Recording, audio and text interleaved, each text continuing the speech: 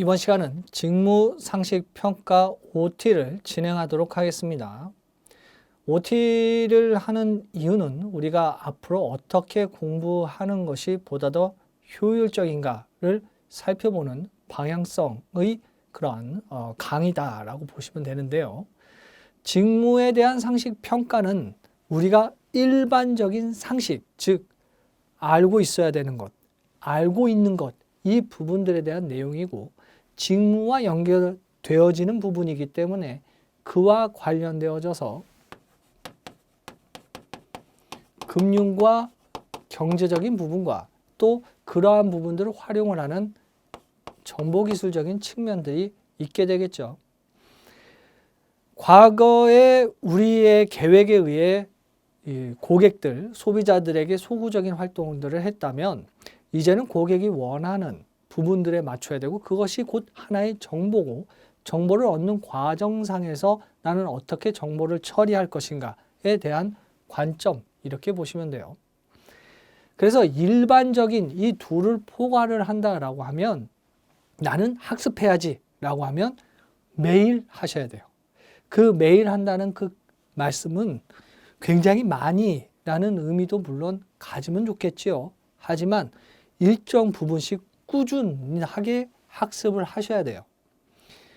그리고 여러분들이 이 문제를 푸실 때 뭐 충분히 푸실 수 있는 수준으로 나옵니다만 1번 문제가 어느 문제든 충격적으로 어렵게 나올 수 있어요. 하지만 그 부분이 여러분들의 시야를 좁게 해서 아는 것까지 틀리지 않으려면 아는 것부터 푸시는 것이 중요하겠죠. 그러다 보면 아무리 어렵게 나와서 심리적인 위축이 된다 하더라도 점점점 시야가 넓어져서 충분히 푸실 수 있는 수준이에요. 그래서 여러분들께서 뭐 실제 시험 보신 분들의 이야기라든지 뭐 다른 어떤 데이터를 보시더라도 시험 문제는 크게 어렵지 않고 평이하게 라는 표현들이 종종 나올 거예요. 충분히 꾸준히 학습하시면 가능하다는 이야기죠. 그리고 금융경제죠.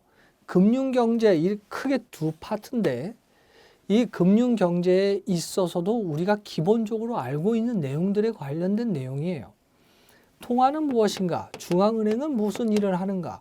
통화는 왜 등장을 했는가? 또 통화로 우리는 어떻게 경제적인 영향을 받을 수 있는가? 이러한 부분들을 설명을 할 줄 알아야 돼요. 그러려면 상식적인 내용을 알아야 되겠죠.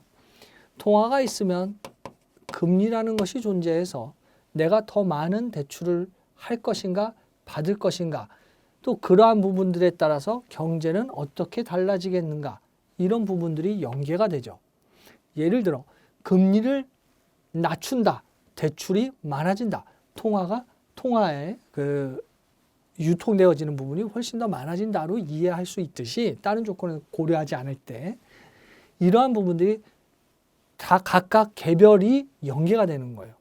또 한 나라의 국가 경제만을 우리가 바라보는 것은 아니기 때문에 환율적인 측면들도 보죠.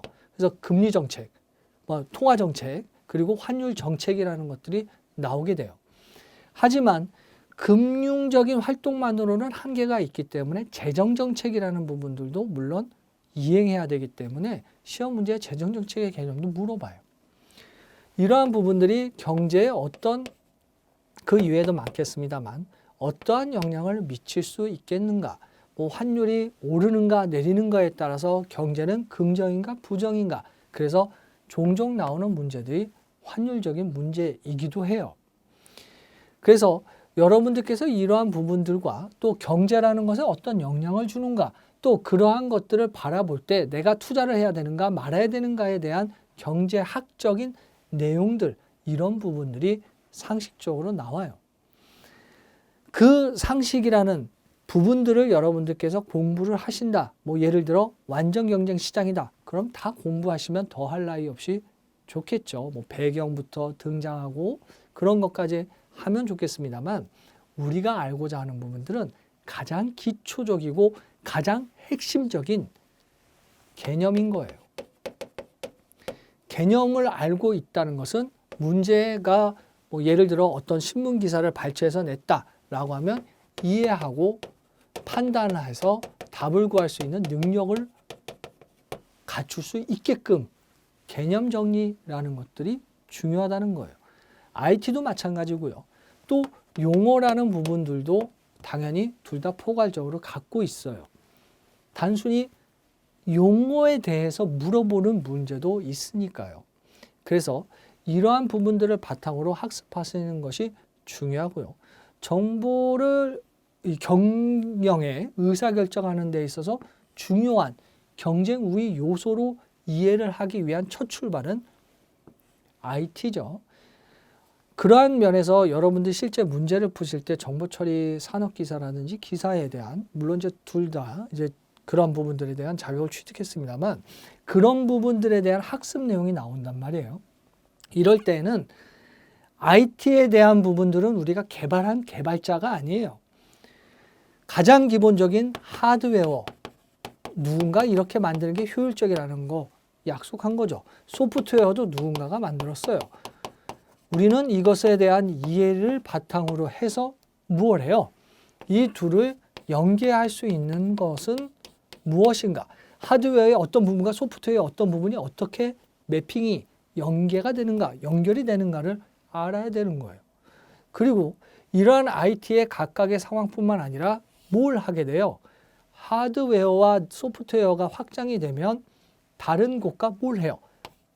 네트워크를 통해서 정보 교환이 이루어지게 되겠죠. 그럼 어떻게 통신할 것인지에 대한 약속도 필요할 거예요. 다시 말해 이미 나와 있는 부분들에 대한 기본적인 내용을 우리는 숙지하고 있어야 되는 거예요.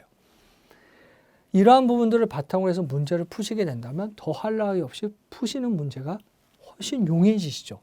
예를 들어서 어떤 통신을 한다라고 했을 때 그 통신과 통신 간에 나는 어떻게 받고 어떻게 보내서 어떻게 네트워크를 통해 가지고 데이터를 취합해서 너에게 보내줄게 라는 약속, 뭐 통신규약으로 치자면 뭐 프로토콜처럼 이런 약속을 한다. 그러면 우리는 OSI 7계층이라는 부분들이 있어요.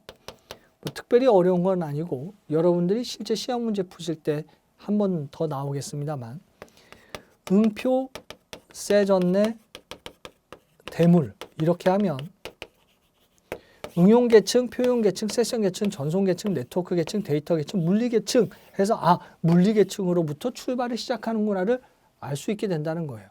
그래서 여러분들께서는 이러한 부분들에 있어서 전체 학습을 하면 더할 나위 없이 좋겠습니다만 우리가 이 과목만 공부한 건 아니기 때문에 항상 효율적으로 공부해서 내가 기대한 목표 달성하는 정도의 효과성을 가져야 되기 때문에 가장 기본적으로 나오는 것들은 다 이해를 하고 출발을 하셔야 되고요. 이것을 꾸준히 하셔야 되고 많이 접해 보신다면 직무 상식에 있어서는 크게 어려움이 없으실 거예요. 이렇게 해서 OT를 모두 마치도록 하겠습니다. 말씀드렸다시피 이론 강의를 했을 때 꼭 복습을 하시고 그 복습했을 때 내가 충분히 단기 기억에서 장기 기억으로 이전시켰다라고 했을 때 보다 더 많은 신문들, 보다 더 많은 상식들을 접하시는 것이 중요하겠죠. OT 수강하시느라 수고 많으셨습니다.